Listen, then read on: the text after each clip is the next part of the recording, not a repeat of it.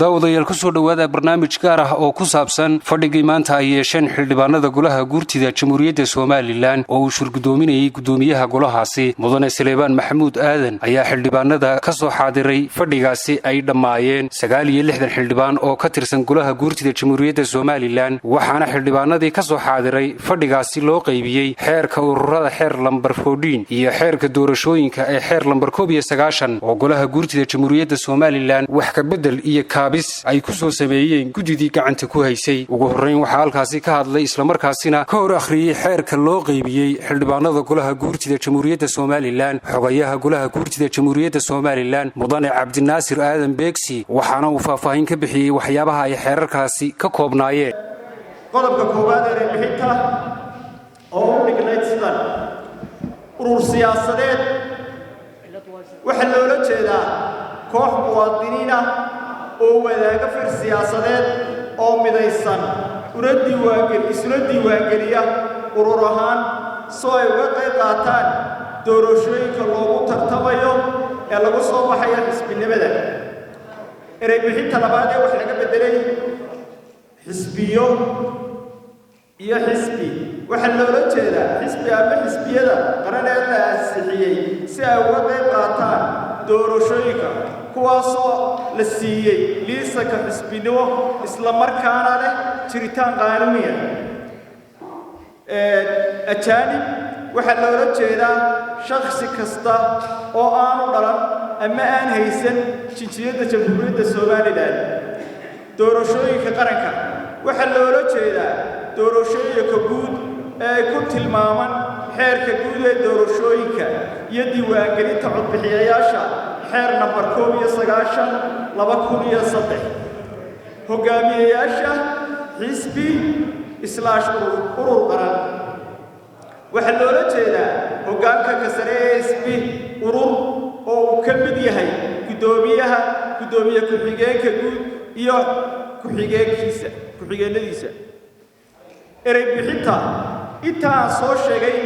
waxa loo bedelay sidan iyadoo meelaha wax laga bedelay midabka madow lagu sameeyay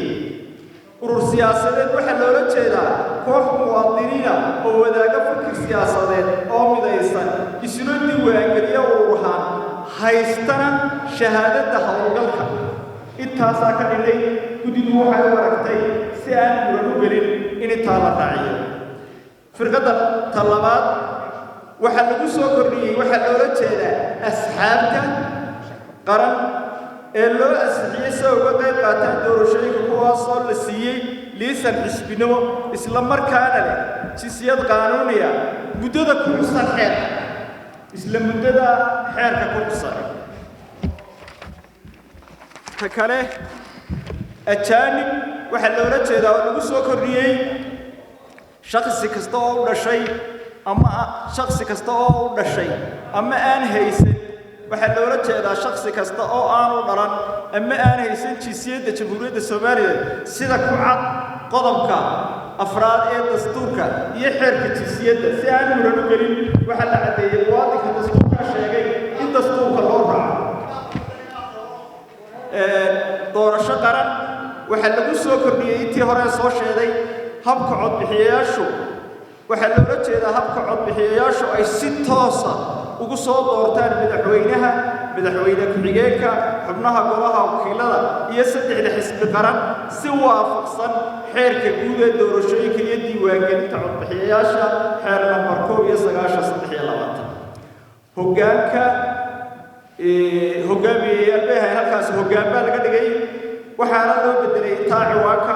iyo urur siyaasadeed intaasaa laga bedelay inta kale waa isaga mid waxaana u dhigmaysaa hoggaanka xisbi qaran siyaasadeed waxa loola jeedo hoggaanka sare ee xisbi urur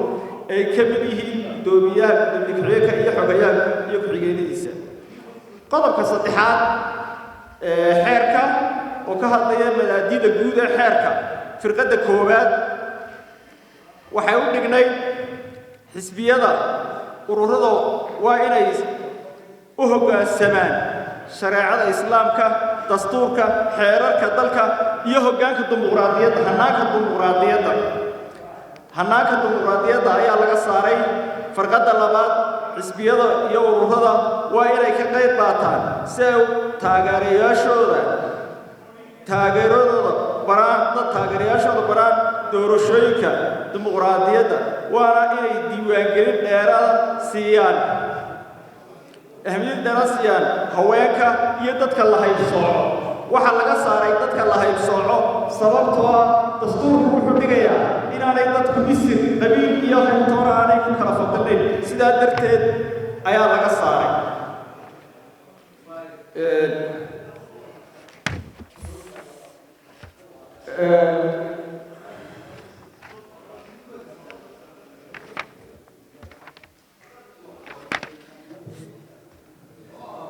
فرقة الشنات فرقة كلام على جنب ودرين مواطن كسته أو كل شيء عد كسته بهيد مش قلب كهري وحلاقي مواطن كسته أو كل شيء سوماليان أو بوحية شروطها كل حسن حير كل حق ليه يروس سمايستو يسود هبايو ورورس سياسات سوافقسن حيرك قلب كلام يلا باتراد يصدق يلا باتراد الدستورك سيتاسع لبسوا كري قلب كأفراد oo ka kooban 5 firqadood sida uu dhigay waxa loo bedelay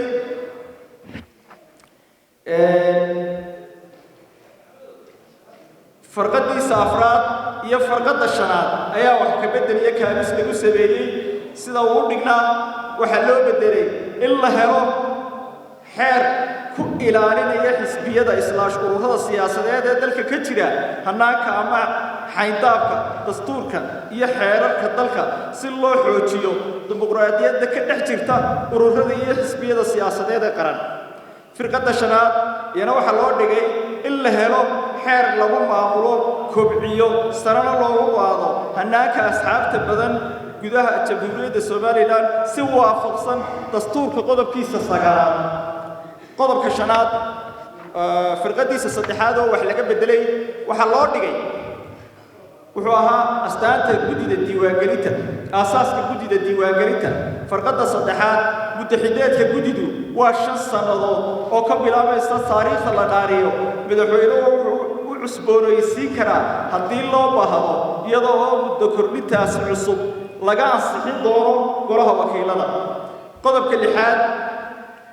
oo ka koobnaa 4 firqadood waxa loo bedelay qaab dhismeedka oo ahaa qaab dhismeedka gudida gudidu wuxuu ahaanayaa xubnaha gudida oo ah gudoomiye ku-xigeen xoghaye iyo 4 xubnood oo kale xarafkiisa ta gudidu waxay iska dhex dooranayaan gudoomiye ku-xigeen iyo xoghaye farqada labaad gudidu waxay yeelanaysaa agaasimo guud oo lagu soo magacaabo si waafaqsan qodobka 9aad ee dastuurka farqadiisa saddexaad xarafka sha kaasoo ah mas'uuliyadda uu haynayo xusaya firqada saddexaad waxa laga dhigay halkaa oo u qornayd xoghaye agaasimaha guud waa madaxa shaqaalaha waxaanu gudida ka gacan siin doonaa furinta habsami u socodsiinta shaqadooda maalinlaha ah فرقة أفراد جديدة حروتها دقو وملاك الصوماليلان هرقيسة وحنا حفيز سكويا رنكرتا قبل الله ضلك تجوري الصوماليلان قدر كتطوات فرقة دي سكوبات أو إلا حرف لا دي هاي وحلو دقي أو حلقة بدلي فرقة الصا وحلقة بدلي فرقة كوبات حرف الصا يلا حرف بيسا شأنا حرف لقى صاري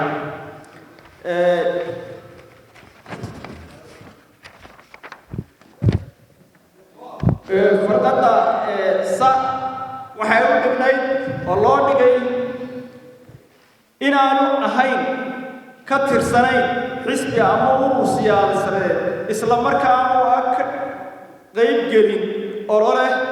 هرهو أوله أما تاجر أورو أما بد حسبي سياسة سياسوها حرف كلاجا صاري الشا وحودنا إنه آلي كسونا أما كسونا ذلك جمهورية الصوماليلان لبضي السنة ذي ودبيه سحرينا قلنا الله إنه طبع السياسة ذي هاي واحد كله ولا قد ما دام دستوره طبع السياسة ذي كله أرمها نوكره قدر كسيدات وكهل طيار مع عابستا حبناها وحلقة بدلي فرقة ديسة shanaad oo ka koobnaa 5 farqadood oo u dhignaa sidan waxa laga kaabis lagu sameeyay farqada afraad iyo farqada labaad oo meesha laga saaray kaabista waxa lagu sameeyay farqada labaad waxa loo dhigay golaha wakiilada ayaa kala badhiya hal tirada guud ee xubnaha goluhu ku ogolaanaya gudida diiwaangelinta siyaasadda iyo asxaabta qaranka waa ka iyo qodobka saddexaad oo laga dhigay iyadoo la dhowrayo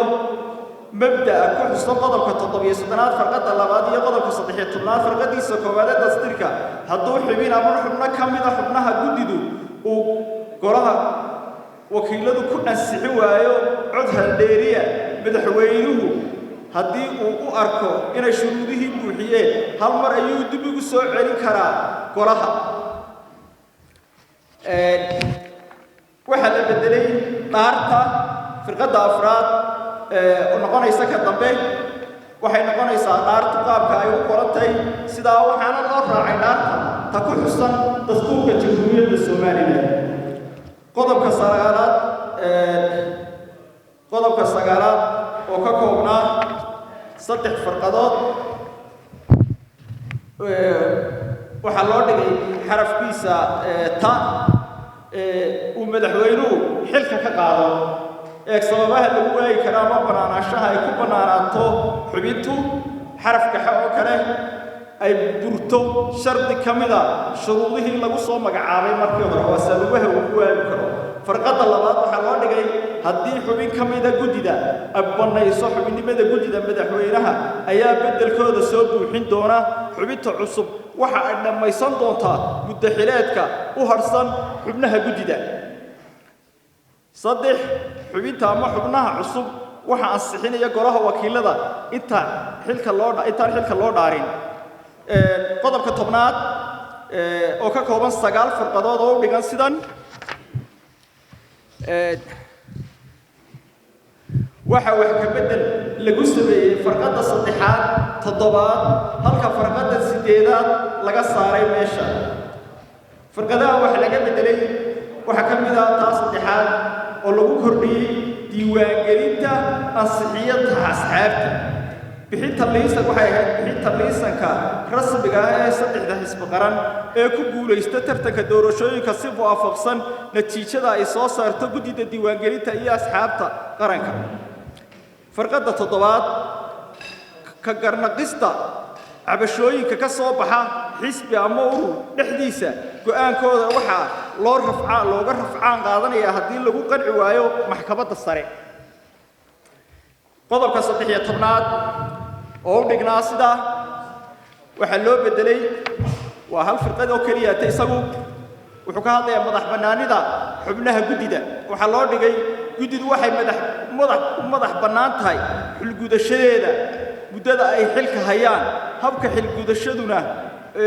xubnaha gudida iyadoo laga duulayo qodobka 9-aad ee dastuurka ee ku xusan khiyaamo qaran ama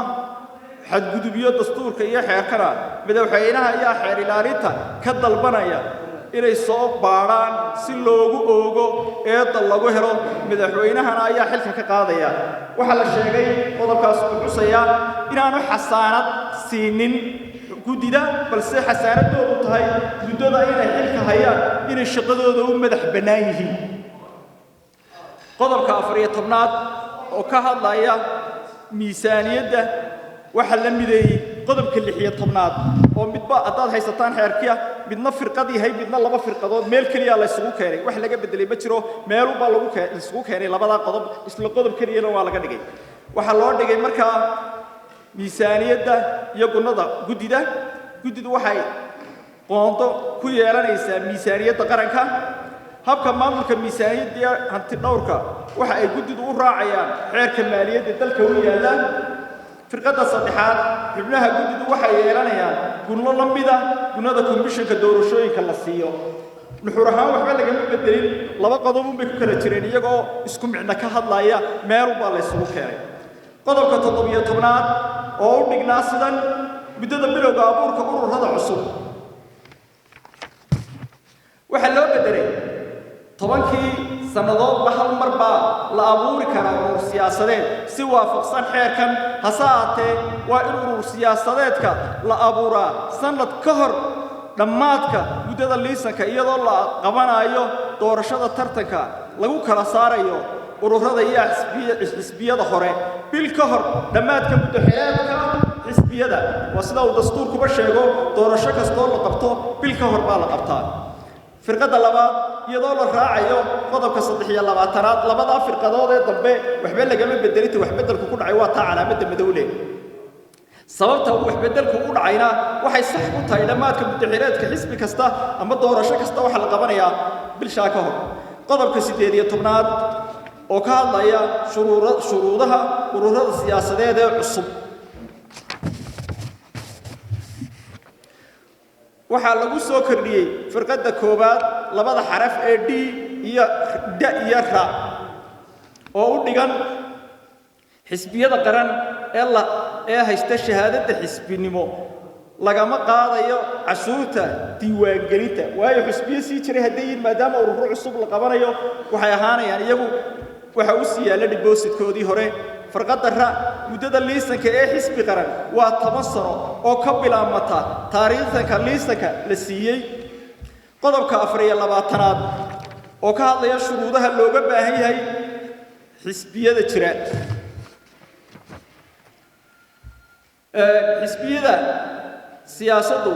وحي حق ليه إن يترتمان دورشيك الله ترتميه حسب قرن سوى فقصا قدب كتضبية تبناده حيركا hase yeeshee waa inay gudida diiwaan gelinta u soo gudbiyaan waxyaabahan magaca xisbiga oo dhameystiran ujeedooyinka xisbiga qaab dhismeedka xisbiga iyo waxyaabaha uu ka kooban yahay xarunta dhexe ee xisbiga oo ah Soomaaliland gudaheeda oo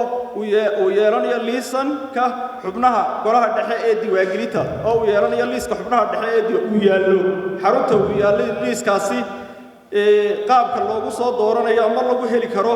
muddada xilka ee mas'uuliyiinta xisbiga shuruudaha xubinta lagu noqon karo iyo siyaabaha lagu waayi karo iyo isbedelada xubinta ama mas'uulka qodobo khuseeya sida xeeroosaadka xisbiga loo dabaqayo ama wax loogu bedelayo qodobka 7aad oo ka kooban 10 farqadood waxa ka bedel lagu sameeyay firqada 3aad 4aad iyo 6aad mudane Saleebaan Maxamuud Aadan gudoomiyaha golaha guurtida Jamhuuriyadda Soomaaliland ayaa cod geliyay xildhibaanadii ka soo xaadiray fadhigaasi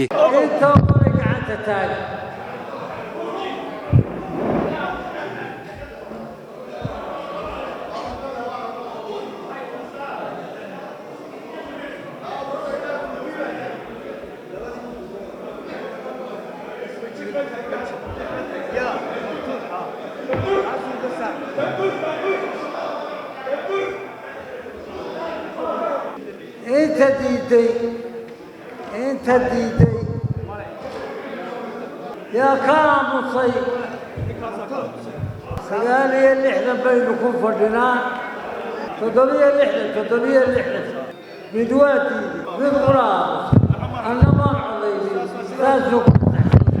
geesta kale mudanayaasha golaha guurtida Jamhuuriyadda Soomaaliland ayaa laga hor akhriyay wax ka bedel iyo kaabis ay ku soo sameeyeen xeerka guud ee doorashooyinka ee xeer lambar 19 doorashooyinka qaran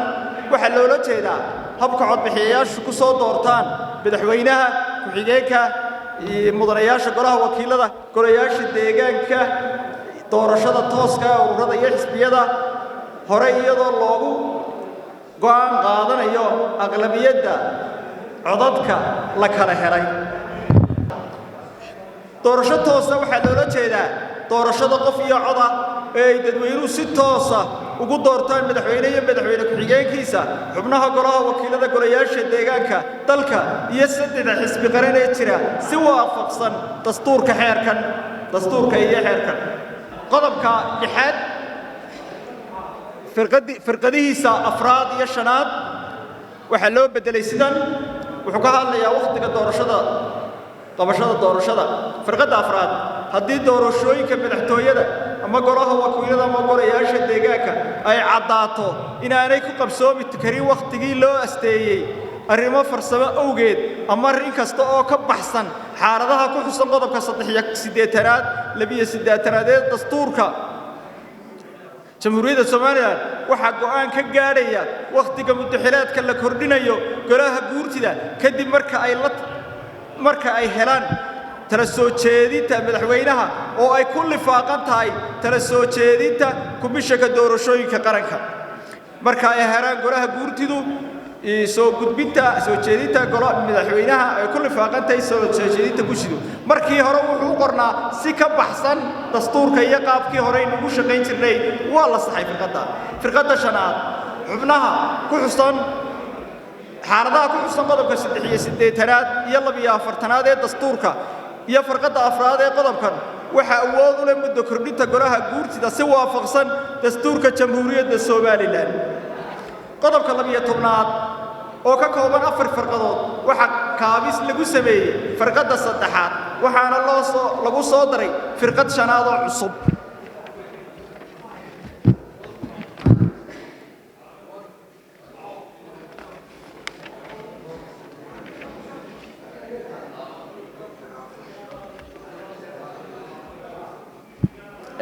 فرقة lagu soo daray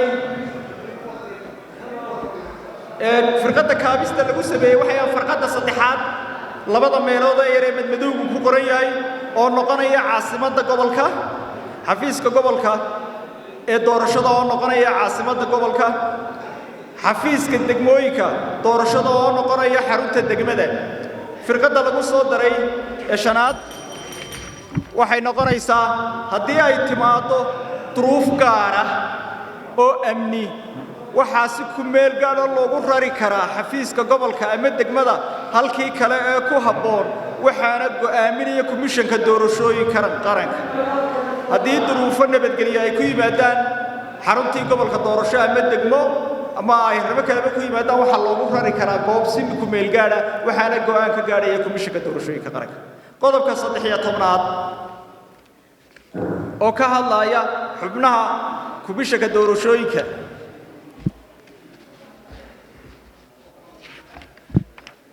waxa wax ka bedel lagu sameeyay farqada saddexaad lixaad iyo sideedaad iyadoo la dhowraayo mabda'a ku xusan qodobka 7aad farqada labaad iyo qodobka 13aad farqadiisa koowaad ee dastuurka haddii xubin ama xubno kamid ah xubnaha komishanka doorashooyinka uu ansixi waayo golaha wakiiladu madaxweynuhu haddii uu u arko in xubinta ama xubnuhu shuruudihii loogu baahnaa ay buuxiyeen ama ay buuxisay hal mar ayuu dib ugu soo celin karaa golaha wakiilada si ay u ansixiyaan firqadaasi markii hore waxay u dhignayd xubinta uu golaha wakiiladu diido dib looma soo celinayo dhaqan ahaanna waxaynu u naqaanay xubinta golaha diido in la soo celiyo jaanis la siiyo haddii la haydhaa firqada kale komishanku waxay yeelan doonaan xeeroosaad u gaar ah oo waafaqsan xeerkan iyo komishanku xilgudashadooda waxa ku saleynaya dastuurka jamhuuriyadda Soomaaliland iyo xeerarka kale ee khuseeya shirarkooduna waxa ay ku qabsoomayaan quorum go'aankooduna waxa ay ku gaadhayaan aqlabiyadda quorumkooda qodobka 14aad firqadihiisa shanaad iyo lixaad baa wax laga bedelay waxaana loo dhigay sidan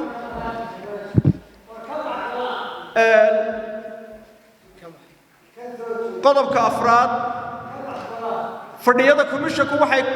ku furmayaan marka ay joogaan ugu yaraan 4 xubnood xeerka hore wuxuu ku qornaa quorumkoodu wuxuu noqonayaa 5 sideed caadanan hayna waxa loo eegaa quorumka marka khuseeyo institutionkaasi kala badhkiisa iyo hal sidaas aanay 4 looga dhigay firqada kale haddii ay qasab noqoto in komishanku cod aqlabiyada ku kala baxo waxa codadka komishanku ku kala baxaya marka ay ogolaadaan ugu yaraan 4 xubnood oo goob jooga 4 xubnood oo quorumkooda marka fadhiya isla fadhiga goobta online laguma codeynayo telefoon laguma codeynayo 4 goob jooga codeynaya qodobka 16aad oo ka koobnaa 5 farqadood farqadiisa shanaad waxa loo bedelay كوميشن إنay ku dhawaaqaan natiijada awoodda commissionku ka hadlaya inay ku dhawaaqaan natiijada doorashooyinka madaxtooyada golaha wakiilada golaha deegaanka iyo tartanka ururada iyo xisbiyada hore ugu gudbayaan xisbinimo qaran si ku meel gaar ah inta aan maxkamadda sare qaraar ka soo saareen iyaga ku sii dhawaaqay sida sharcigu ila waacinka qodobka 18aad qodobka 18aad oo ka koobnaa 3 farqadood waxa loo bedelay laguna soo koobay 2 farqadood nuxur ahaan loogu soo ururiyay qodobku wuxuu ka hadlayay qaab dhismeedka commissionka oo ku xusay inuu commissionku yeelanayo xoghaye gudidu markii ay eegtay nuxurka qodobkaasi xabaarsan yahay shaqada uu qabanayo iyo qaabka maanta uu dhisay commissionka xubintaasi gudidu waxay soo saartay 2 farqadood oo ay ku habaysay waxayna u dhigtay sidan commissionku waxa uu yeelanayaa agaasimo guud oo madaxa shaqaalaha commissionka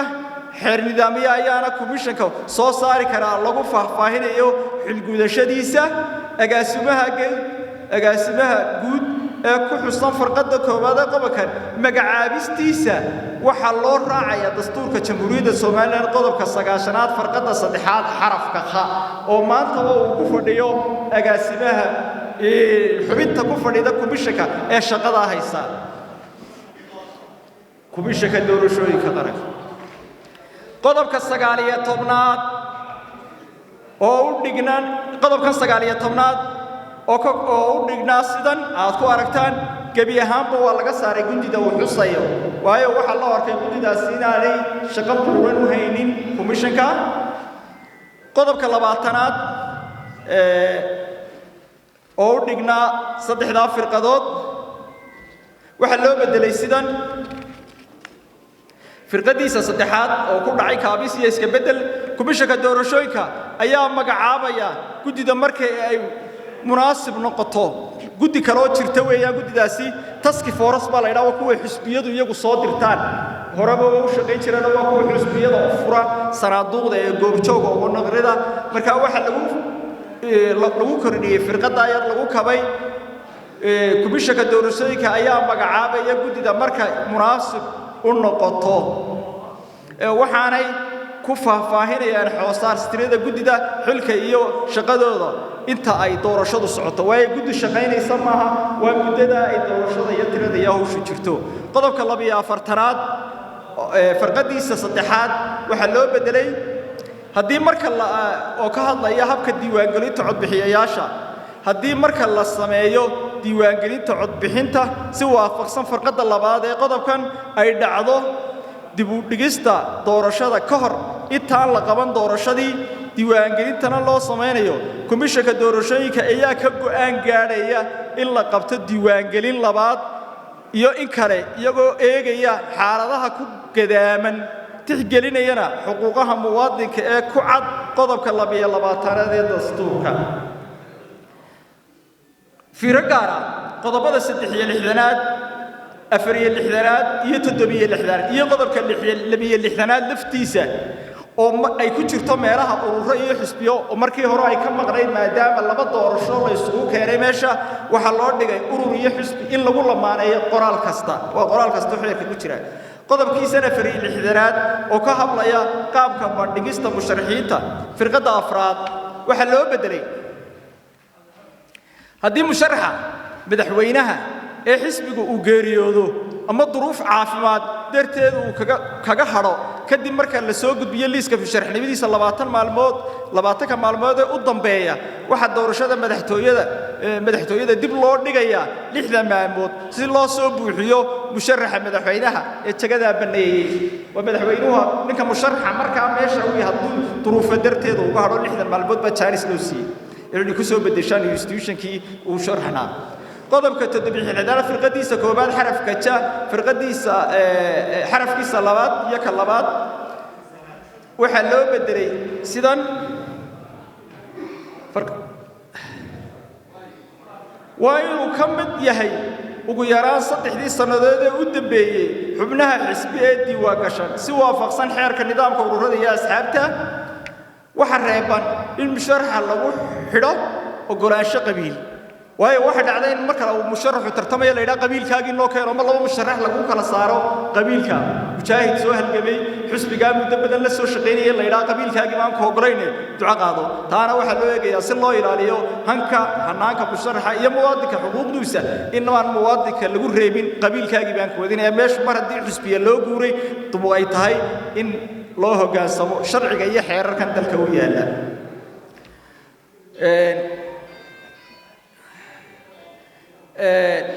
mid dhaqaale iyo mid qabiil toona inaan lagu reebin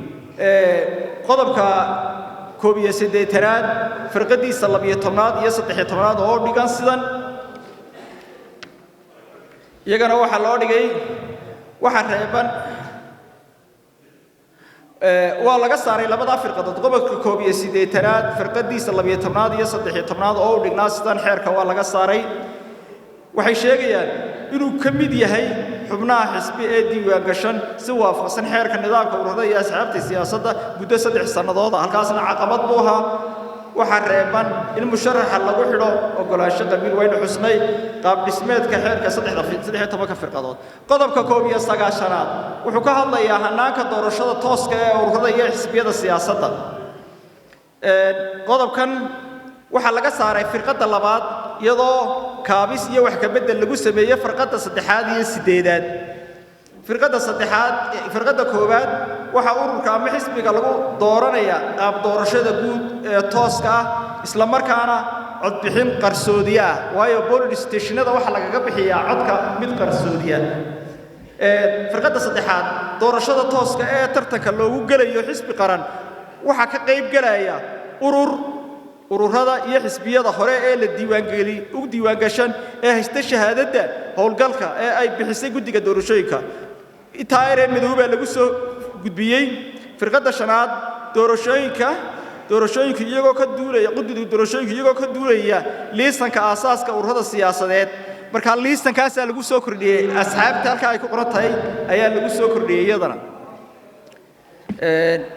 firqada shanaad inteeda dambe xisbiyaasadeed waa inuu soo saaro liisanka ururada xisbiyada hore ee ka qayb galaya tartanka si waafaqsan qodobka 29aad firqada koobaad ee xeerkan waxa la waafajiyay firqadan ay saxnay ee xeerka ku dhex jirta qodobka 38aad oo ka kooban 6 firqadood waxa wax ka bedel lagu sameeyay saddexdan firqadood oo u dhigan sidan qodobka 39aad oo ka kooban 6 firqadood kaabis iyo wax ka bedel baa lagu sameeyay waxana lagu soo ururiyay nuxurkii uu xambaarsanaa saddexdan firqadood oo kaliya wuxuu ka hadlayaa kala reebista xisbiyada ururada ku tartama doorashada tooska ah firqada koobaad 6 firqadood baa lagu soo ururiyay nuxurkoodii saddexda firqadood firqada koobaad 3 xisbi ama urur ee doorashada loogu gudbayo xisbi qaran ka hela aqlabiyada codka hal dheerida wadarta dhammaan codadka gobolada dalka intaas lagu soo kordhiyay ayaa loo aqoonsanayaa xisbiyo qaran guddada ku xusan qodobka 77 ee xeerkan waa cod hal dheeriya firqada labaad haddii laba xisbi urur ama in ka badan ay si walba iskugu leekaadaan tira ahaan oo ay ku kala bixi waayaan hanaanka ku cad firqada koobaad waxa go'aan ka gaadhaya komishanka oo u raacaya xeeroosaadka khuseeya arrinkan haddii dhinac ku qanci waayo go'aankaas wuxuu u rafcaan qaadanaya maxkamadda sare si ay go'aan kama dambaysa ay u gaadho qodobka 122 qodobka 117 firqadiisa 7aad waxa loo bedelay haddii laba doorasho ama wax ka badan har mar la wada qabanayo waxa tirinta codadka loo kala horreysiinaya sida ay heerka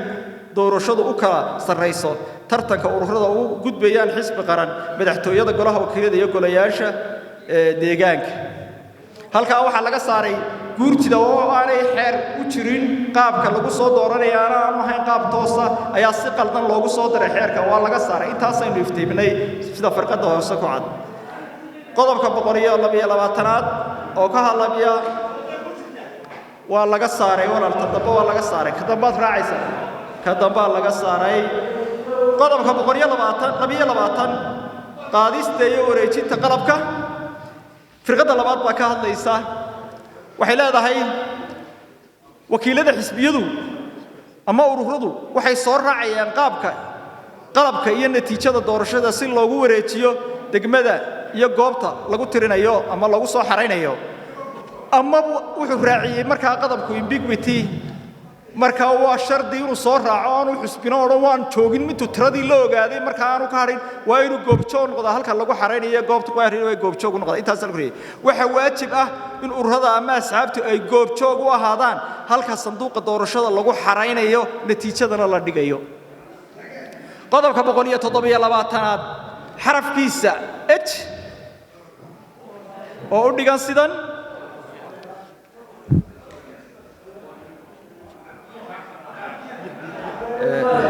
iskida waa dhameynaya waan urunaya waxba kama laba firqadood baa hadhayba xarafka waxa loo dhigay way inuu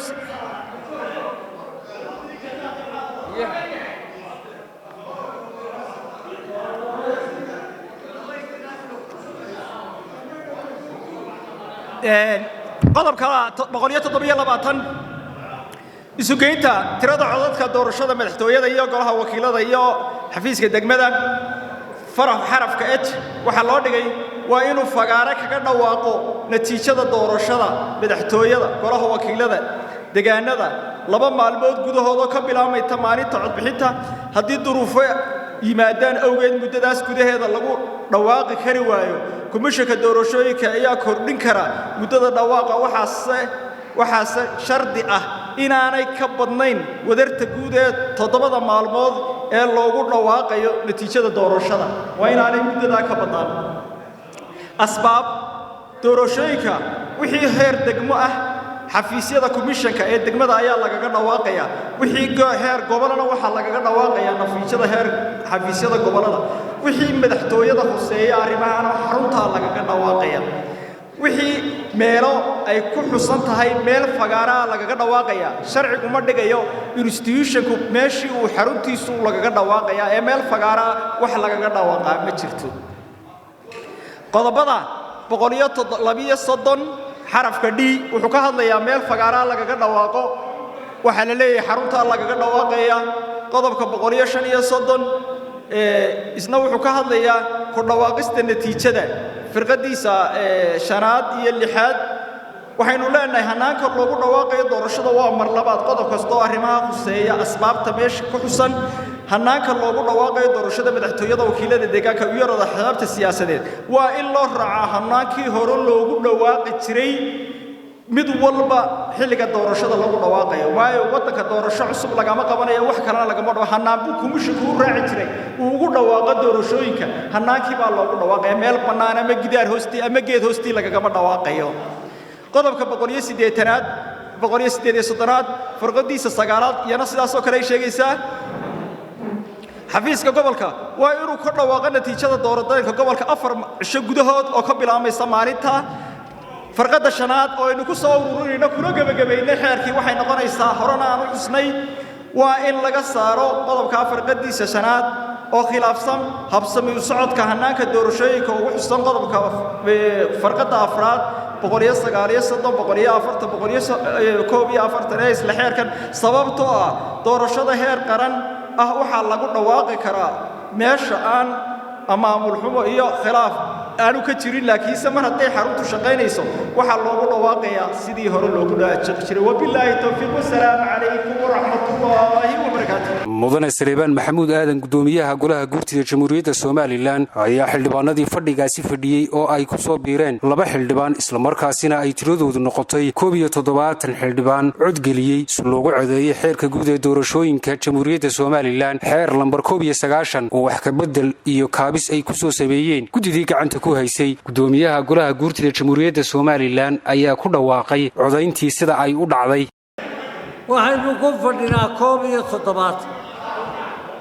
170 baynu ku fadhinaa inta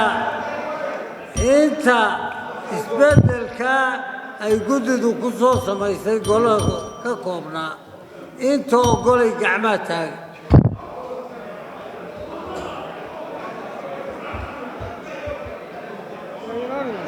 hala dejiyo inta diidanay gacmaha taagan yaa diidan inta ka aamusay 7 baynu ku fadhinaa 9 way ogolaatay midna waa aamusay anna maan codaynin saas ku ansaxay wabilaahi tawfiiq daawadayaal halkaasi waxaynu ugu dhammaaday barnaamijkii waxaana idiin soo farsameeyey isla markaasina idiin soo diyaariyey barnaamijkani anigoo ah Mustafa Axmed Samakaab inta aynu barnaamij la mid ah ku kulmi doono waxaan idinkaga tegayaa sidaas iyo assalaamu calaykum wa rahmatullaahi ta'ala wa barakaatuh